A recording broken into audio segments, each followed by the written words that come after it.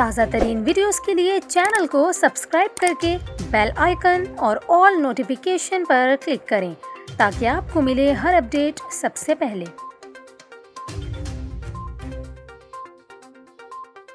اور ابھی آپ کو بتائیں کراچی کے علاقے گلستان جوہر میں secretary Sindh bar council Irfan Ali Mehar قاتلانہ حملے میں جاں بحق ہو گئے۔ ریسکیو ذرائع کے مطابق عرفان مہر کی گاڑی پر فائرنگ کا واقعہ گلستان جوہر بلاک 13 میں پیش آیا۔ عرفان مہر کو ہسپتال منتقل کیا جا رہا تھا لیکن وہ راستے میں ہی دم توڑ گئے۔